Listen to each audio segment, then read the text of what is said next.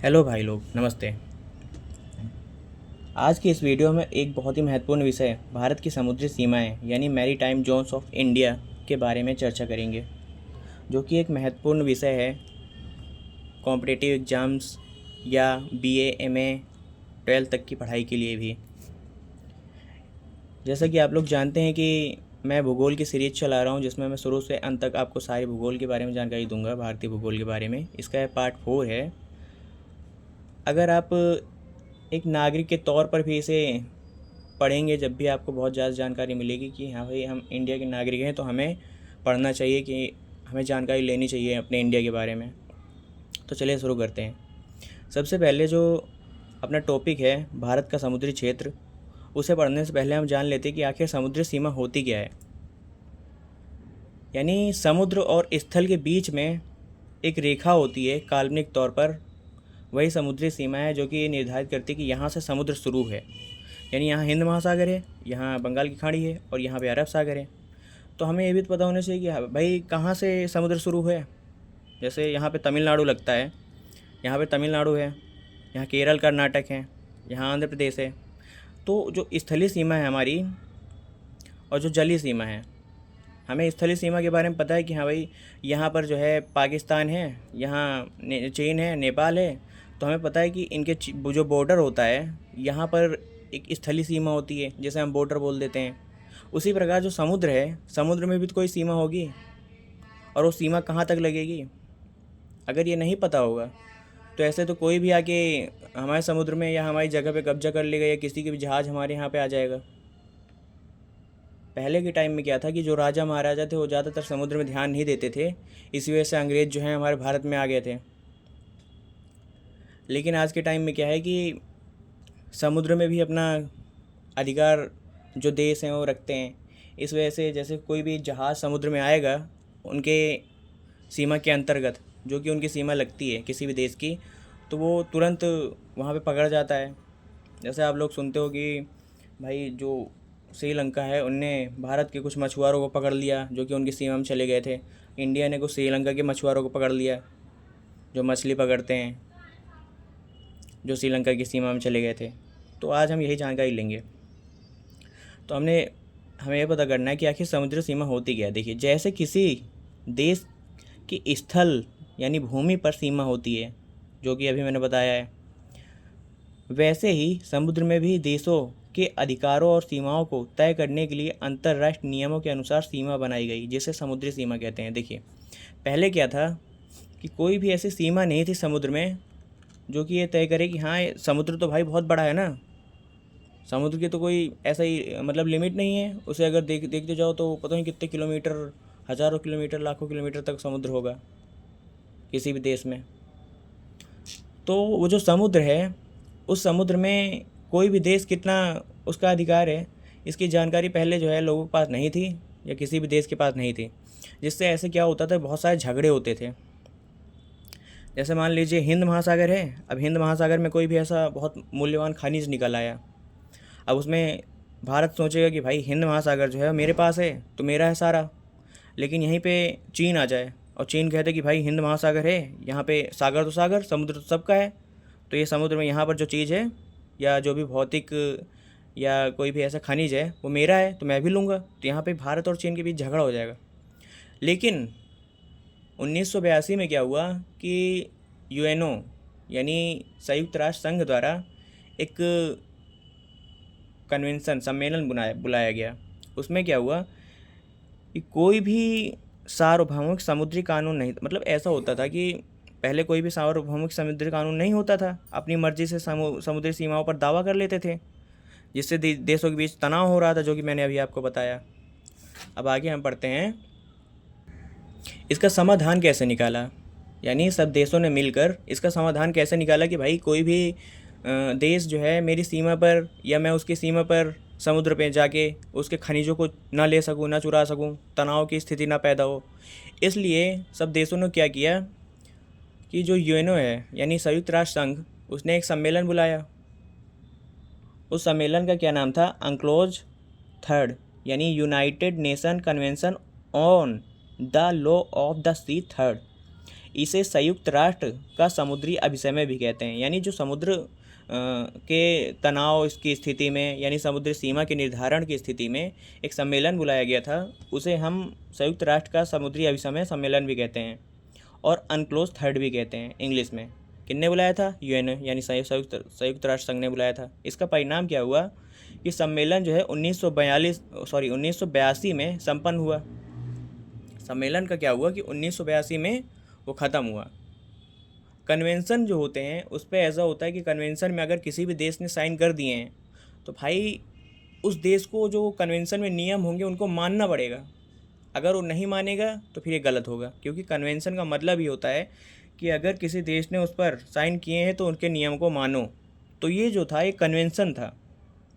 इस कन्वेंशन का परिणाम क्या हुआ? 1982 में एक अंतर्राज्य संधि अपनाई, यानी सभी देशों ने मिलकर यूएनओ के अंतर्गत एक संधि में हस्ताक्षर किए जिसमें समुद्री सीमाओं के लिए सार्वभौमिक नियम तय किए गए। यानी सार्वभौमिक का मतलब होता है सभी के लिए कुछ नियम तय किए गए समुद्री सीमाओं के अंतर्गत जो नियम आते थे। इन नियमों के अनुसार तटीय देश यानी समुद्र से जो देश लगे रहते हैं उनके लिए ये बात कही गई है। यानी समुद्र तट से दूरी के आधार पर अलग अलग आर्थिक व राजनीतिक अधिकार दिए गए।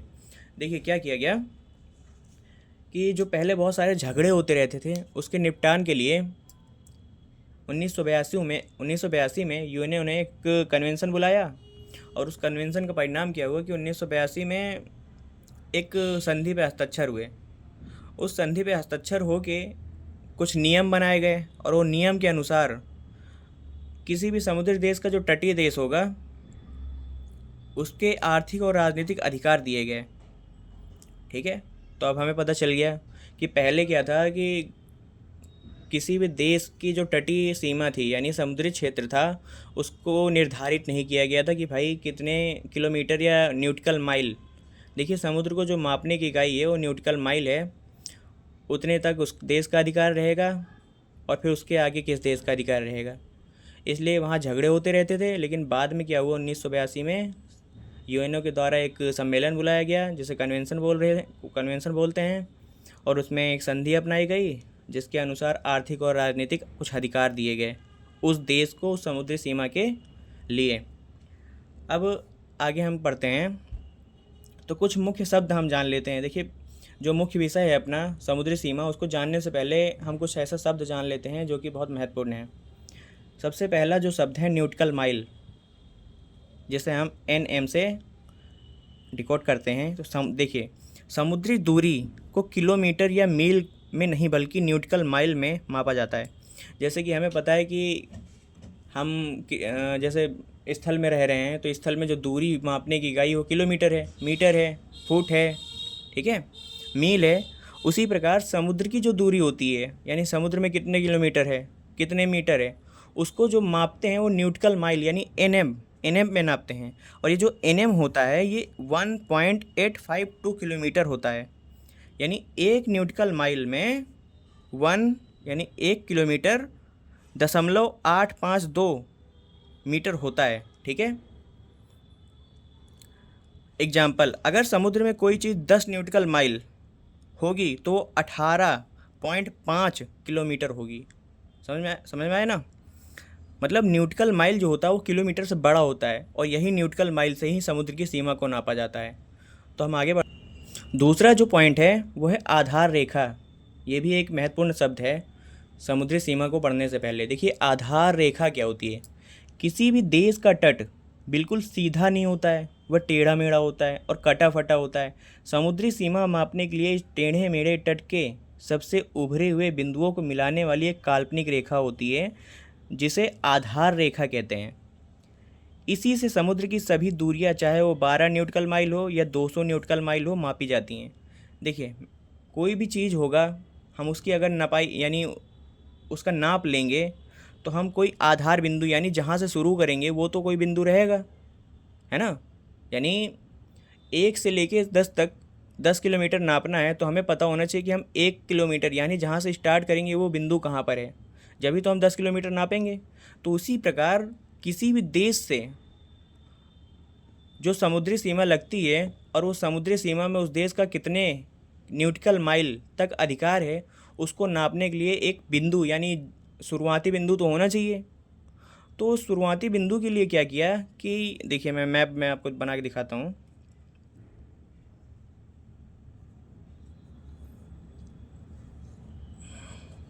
देखिए, जैसे साउथ यानी समुद्र यानी इंडिया का साउथ भाग है, यानी दक्षिणी भाग है, जिसमें यहाँ पे अरब सागर है, यहाँ पे बंगाल की खाड़ी है और यहाँ हिंद महासागर है।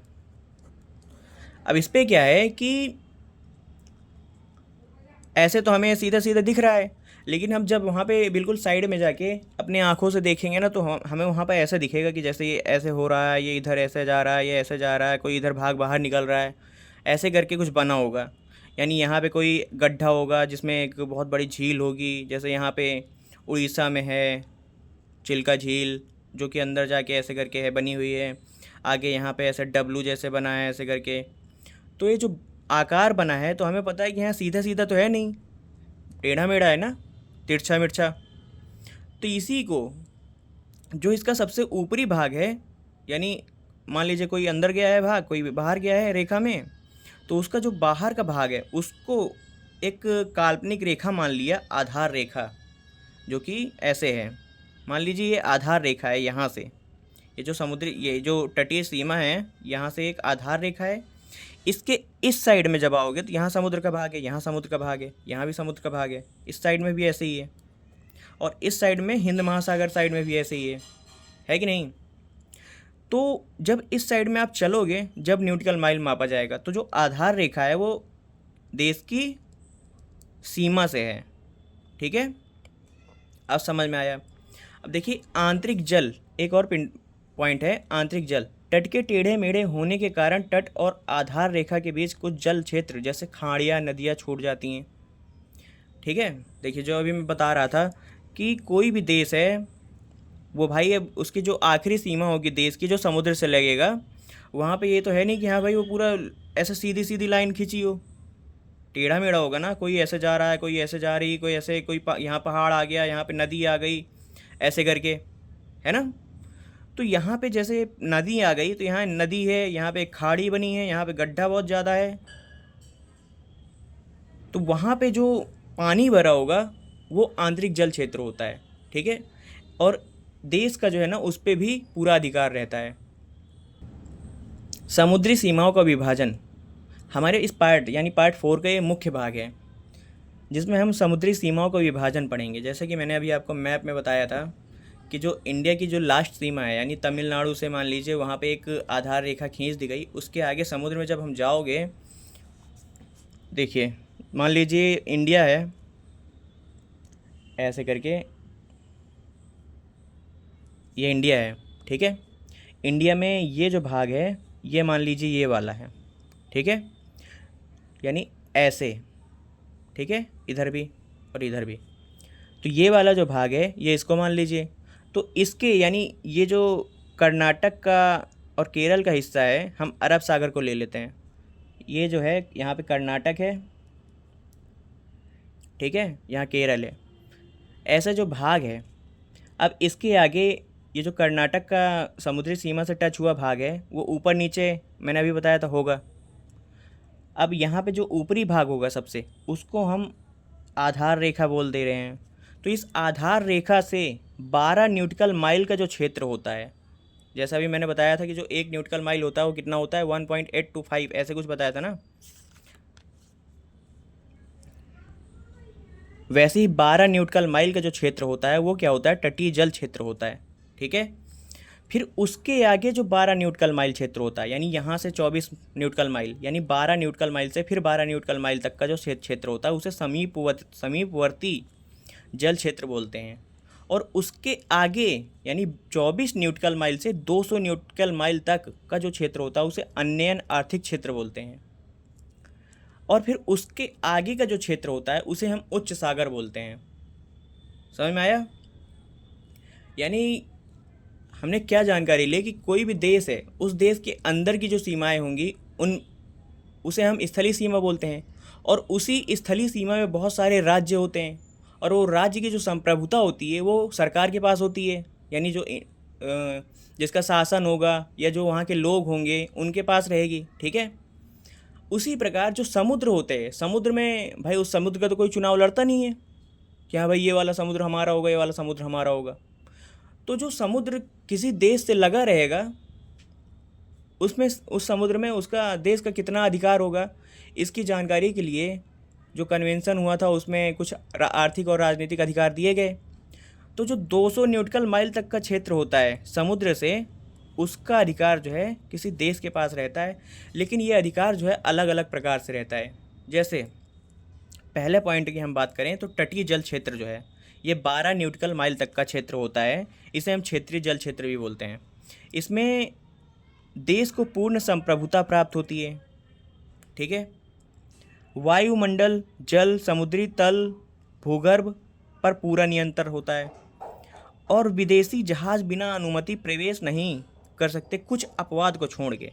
देखिए इसमें क्या मैं कहना चाह रहा हूँ कि जैसे किसी भी देश में उसकी स्थलीय सीमा के अंदर जो है उसकी पूरी संप्रभुता होती है, उसी प्रकार जो समुद्री क्षेत्र होता है, ये जो मैंने कर्नाटक वाला बताया था भाग आपको, इसके आगे ये अरब सागर का हिस्सा है। मान लीजिए ये जो है पूरा अरब सागर है। तो अरब सागर में कर्नाटक के अंदर जब अरब सागर की ओर आप बढ़ोगे अंदर जाते जाते, तो इधर जब 12 न्यूटिकल माइल तक जाओगे तो वो जो तटीय जल क्षेत्र होगा उसमें जो है सरकार के, यानी उस देश का अधिकार रहता है। उसमें क्या होता है कि जो संप्रभुता है, संप्रभुता यानी उसके जो नियम कायदे बनाएगा, उसके जो अधिकार रहेंगे, उसमें जो कुछ भी कार्य होगा वो सब वहाँ की उस देश की सरकार तय करेगी। उसमें कोई भी अन्य देश हस्तक्षेप नहीं कर सकता है कि हाँ भाई ये यहाँ पे ये नहीं, यहाँ पे ये करो, ऐसा नहीं कर सकता। जैसे किसी भी देश की अपनी संप्रभुता होती है, संविधान में भी ऐसा लिखा है, तो उस देश में दूसरा देश कोई भी बदलाव नहीं कर सकता है। उसी प्रकार उस समुद्री सीमा की भी अपनी एक नियम कायदे कानून रहते हैं। तो जो 12 न्यूटिकल माइल तक का क्षेत्र है उसमें समुद्र में ही नहीं, उस समुद्र के ऊपर 12 न्यूटिकल माइल तक, और उस समुद्र के तल में, और उस समुद्र के नीचे जो धरती होगी यानी भूगर्भ, भूगर्भ यानी भूमि के अंदर का भी जो भी भाग होगा उस पे जो है ना उस पूरे देश का नियंत्रण रहता है। यानी कोई और देश नहीं, जो देश से 12 न्यूटिकल माइल तक का भाग रहेगा उस देश का नियंत्रण रहता है, ठीक है। यानी इसमें जो एयर स्पेस रहेगा, एयर स्पेस, उस पे भी उसी देश का पूरा शासन रहेगा, ठीक है। अब हम आगे बढ़ते हैं। यहाँ पे कोई भी 12 न्यूटिकल माइल तक कोई भी भारतीय सीमा में विदेशी जहाज़ नहीं आ सकता है बिना अनुमति के। अनुमति लेके ही आ सकता है। जैसे कि आप लोग जानते हो कि बहुत सारे बंदरगाह हैं, गुजरात में बहुत सारे बंदरगाह हैं, तमिलनाडु में बंदरगाह हैं। तो वहाँ पे जो विदेशी जहाज़ आते हैं, क्या वो ऐसे घुसे आ जाते हैं? ऐसा नहीं आते हैं। किसी भी देश में कोई भी ऐसे विदेशी जहाज़ नहीं आ सकता है बिना परमिशन के। उन्हें पहले अनुमति लेनी पड़ती है, फिर वो आते हैं, क्योंकि ये जो 12 न्यूटिकल माइल तक का जो क्षेत्र होता है वो उस देश की संप्रभुता के अंडर आता है, उस पे उस देश का अधिकार होता है। फिर दूसरा पॉइंट जो है, हम समीपवर्ती जलीय क्षेत्र पढ़ते हैं। समीपवर्ती जलीय क्षेत्र में क्या होता है कि जो 12 न्यूटिकल माइल का क्षेत्र है उसके आगे 12 से फिर 24 न्यूटिकल माइल तक का जो क्षेत्र होता है उसे हम समीपवर्ती जल क्षेत्र बोलते हैं। इसमें क्या होता है कि देश को कुछ विशिष्ट विनियामक अधिकार मतलब प्राप्त होते हैं, और वित्तीय अधिकार प्राप्त होते हैं, सीमा शुल्क के अधिकार प्राप्त होते हैं, प्रदूषण नियंत्रण के नियम लागू कर सकता है यहाँ पर, जो भी जहाज़ गुजर सकते हैं उनसे। देखिए इसका क्या मतलब है कि जो समीपवर्ती क्षेत्र होता है 12 से 24 न्यूटिकल माइल तक का, इसमें जो देश की सीमा से ये जो समीपवर्ती क्षेत्र है वहाँ पर लगेगा, उसमें कुछ विशिष्ट विनिमय यानी वित्तीय अधिकार प्राप्त होते हैं। उसमें क्या करता है कि वो देश वहाँ पर वित्तीय अधिकार के लिए जो भी देश में विदेशी जहाज आएंगे उन पे वो सीमा शुल्क लगा सकता है, ठीक है। और जो भी वहाँ पे विदेशी जहाज आएंगे वो अगर प्रदूषण फैला रहे हैं तो उन पे जुर्माना भी लगा सकता है। ऐसे कुछ अधिकार जो हैं इस समीपवर्ती क्षेत्र में होते हैं, ठीक है। अब तीसरा पॉइंट जो है वो अन्य आर्थिक क्षेत्र है, इसको हम पढ़ते हैं। अन्य आर्थिक क्षेत्र 24 न्यूटिकल माइल से 200 न्यूटिकल माइल तक। अभी जो मैंने आपको मैप दिखाया था, कर्नाटक से आगे जब अरब सागर जाओ, या हम हिंद महासागर साइड जाएं, या बंगाल की खाड़ी साइड जाएं, ऐसे कोई भी देश हो, सब देश पे यही नियम लागू होते हैं, ठीक है। तो इस पे क्या होता है, देश को प्राकृतिक संसाधनों पर एकाधिकार, दोहन का अधिकार, मछली पकड़ना, पेट्रोलियम और गैस निकालना जैसे अधिकार प्राप्त होते हैं। देखिए, ये मैंने आपको बताया था अन्य आर्थिक क्षेत्र, ये यहाँ पे है, ये भाग। इस भाग में कोई भी देश, जैसे भारत है, भारत का जो आर्थिक अन्वयन क्षेत्र है वो 24 न्यूटिकल माइल से 200 न्यूटिकल माइल तक है।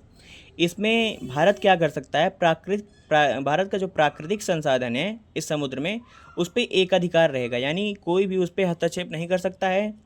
दोहन का अधिकार, यानी उस सीमा में वो दोहन कर सकता है, यानी मछली पकड़ सकता है, वहाँ का जो पेट्रोल होगा उसको निकाल सकता है समुद्र में, गैस को भी निकाल सकता है, ठीक है। और नए द्वीप का निर्माण, उस समुद्री सीमा में वो नए नए द्वीपों का भी निर्माण कर सकता है, ठीक है।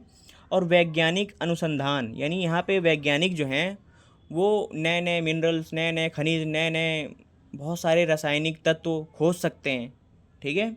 उस पर कोई भी किसी से अधिकार लेने की ज़रूरत नहीं है, क्योंकि ये भारत का ही आर्थिक अन्वयन क्षेत्र होता है 200 न्यूटिकल माइल तक। और यहाँ पे विदेशी जहाज और केबल बिछाने की अनुमति होती है, ठीक है। देखिए, जैसे अभी हमने पिछली वाली जो सीमा पड़ी थी समीपवर्ती क्षेत्र में, उसमें विदेशी जहाज आ सकते हैं, ठीक है।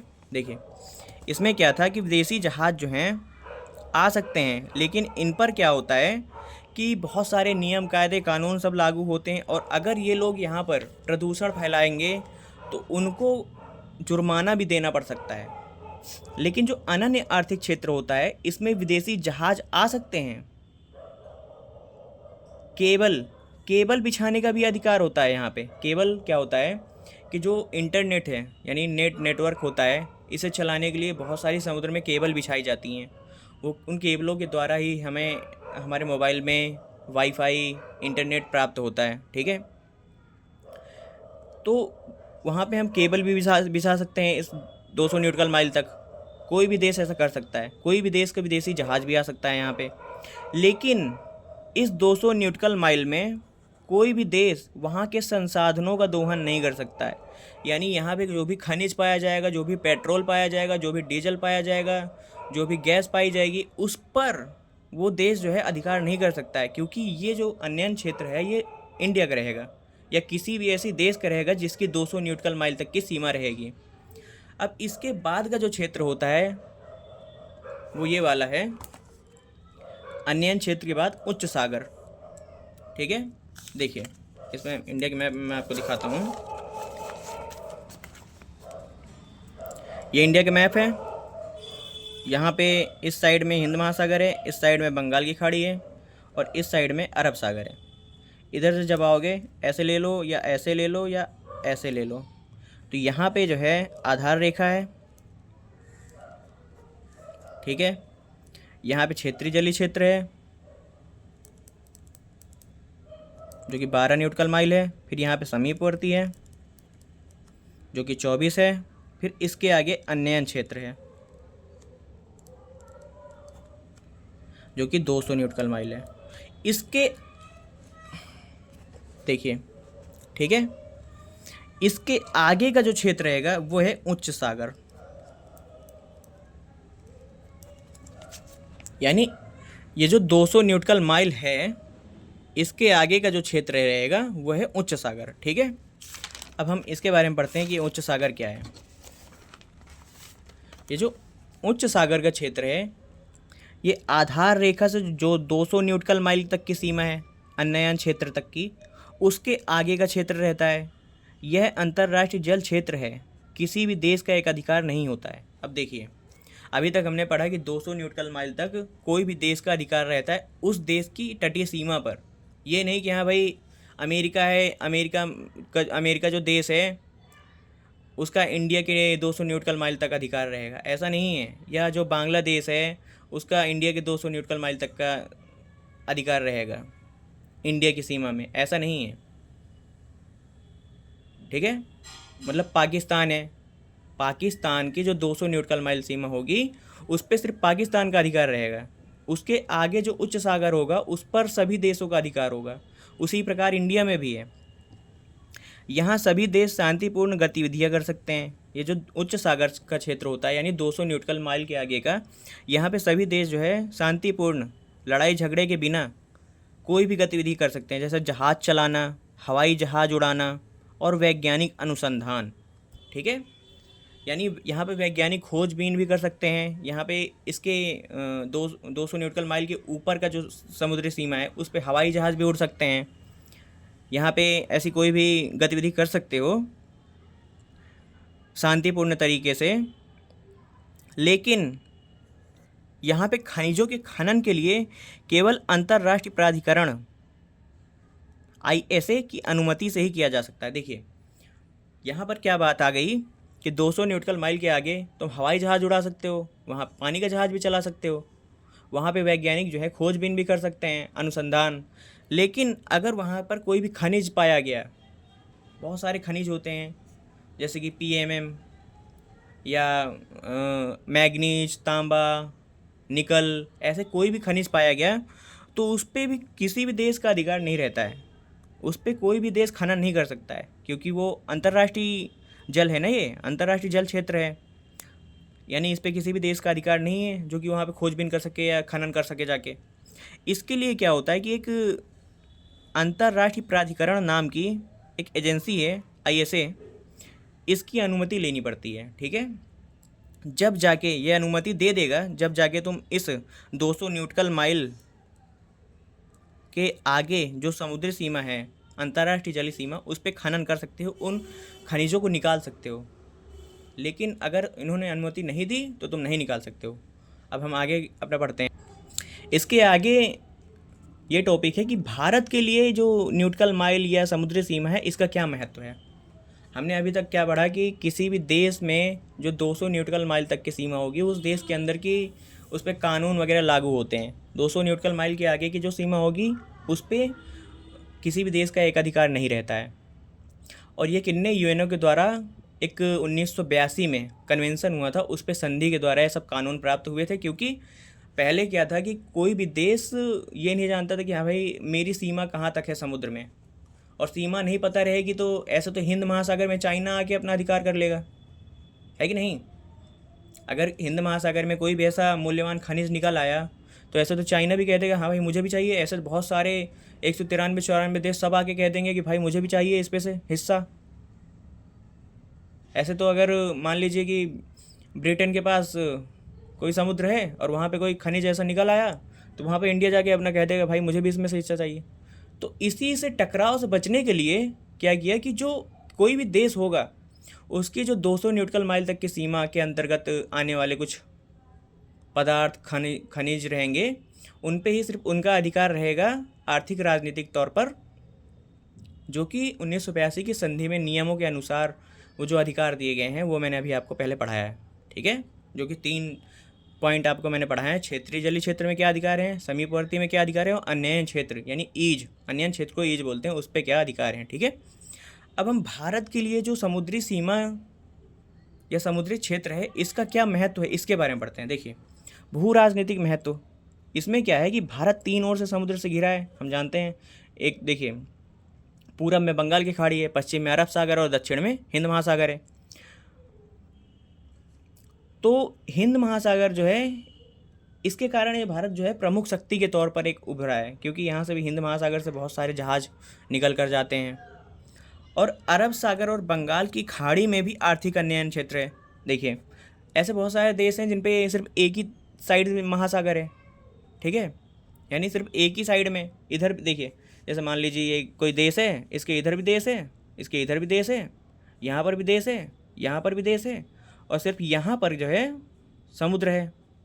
तो इसका क्या है कि सिर्फ अन्य क्षेत्र या जो भी समुद्री सीमा है वो इस साइड में ही लगेगी। लेकिन भारत का क्या है कि भारत ऐसा है तो भारत के इधर भी समुद्र है, भारत के इधर भी समुद्र है, और भारत के इधर भी समुद्र है। तो इधर अरब सागर और इधर बंगाल की खाड़ी, दोनों तरफ भारत के अन्य क्षेत्र हैं। है कि नहीं? तो यहाँ जो संसाधन और खनिज होंगे उनमें किसका अधिकार रहेगा? भारत का रहेगा, या जो भी उस देश का देश की सीमा के अंतर्गत आता है, समुद्र की सीमा के अंतर्गत आता है। अब देखिए इसमें मत्स्य पालन, लाखों लोगों की आजीविका चलती है, अन्य क्षेत्र में मत्स्य पालन वगैरह सब कर सकते हो, है कि नहीं, समीपवर्ती क्षेत्र में। तो यहाँ पे मत्स्य पालन के लिए लाखों लोगों की आजीविका मिलती है क्षेत्रीय जलीय क्षेत्र में, ठीक है। अन्य क्षेत्र में या समीपवर्ती क्षेत्र में नहीं, तटीय जल क्षेत्र होता है इस पे, और समीपवर्ती क्षेत्र में इन तीनों क्षेत्र मतलब मत्स्य पालन जो है कर सकते हो। और इसके आगे PMM यानी इनमें जो है पॉलीमेटेलिक नोड्यूल्स, ठीक है। PMM जो है इसकी फुल फॉर्म ऐसे है, पॉलीमेटेलिक नोड्यूल्स। भारत को हिंद महासागर के केंद्रीय हिस्से में ISA, मैंने अभी आपको एक पॉइंट और बताया था कि अन्य क्षेत्र यानी 200 न्यूटिकल माइल के आगे का जो क्षेत्र है उच्च सागर का, उस पर किसी भी देश का एकाधिकार नहीं होता है। वहाँ पे अगर कोई भी खनिज प्राप्त होगा, वहाँ पे जहाज़ चला सकते हो, जहाज़ ऊपर हवाई जहाज़ उड़ा सकते हो, लेकिन अगर वहाँ पे कोई भी खनिज मिल जाता है तो वहाँ पर कोई भी देश उसका खनन नहीं कर सकता है, क्योंकि अंतर्राष्ट्रीय कानून के अनुसार उस पर किसी भी देश का एकाधिकार नहीं है। लेकिन हिंद महासागर में ISA द्वारा भारत को 75,000 वर्ग किलोमीटर के क्षेत्र में PMM क्या होता है? खनिजों का अन्वेषण और खनन करने का विशेष अधिकार। PMM क्या होता है? Polymetallic nodules. ये एक आलू जैसा कुछ होता है, इसमें कोबाल्ट, निकल, तांबा, मैग्नीज जैसे दुर्लभ मूल्यवान खनिज मिल जाते हैं, ठीक है। या हम कह सकते हो कि PMM यानी पॉलीमेटेलिक नोड्यूल्स एक प्रकार का खनिज है, उस पर कोबाल्ट, निकल, तांबा ऐसे बहुत सारे दुर्लभ मूल्यवान तत्व जो रहते हैं वो मिल जाते हैं, जो कि ISA द्वारा भारत को अधिकार प्राप्त है। वो यहाँ पे खनन कर सकता है 75,000 वर्ग किलोमीटर के क्षेत्र में सिर्फ, क्योंकि यहाँ पे किसी भी देश का एक अधिकार नहीं होता है इस वजह से। ओके, आई होप ये वीडियो आपको अच्छी लगी होगी। भाई लोग अपने भाई को सपोर्ट करो। मैंने आपको नोट्स के साथ बहुत अच्छे तरीके से समझाया है, और आगे पार्ट 5 पार्ट 6 ऐसे ही इलाके में पूरे भारतीय भूगोल को ख़त्म करूँगा। और अगर आपको और भी कोई सब्जेक्ट पढ़ना है या कोई विषय पढ़ना है तो आप कमेंट कर सकते हो, मैं आपको उसके भी नोट्स से पढ़ाकर या नोट्स के साथ पढ़ाकर बहुत अच्छे से समझाऊँगा। और वीडियो को भाई सब्सक्राइब करो, लाइक करो, बहुत अच्छे से सपोर्ट करो भाई, कमेंट करो जो भी आपको जानकारी चाहिए। Thank you.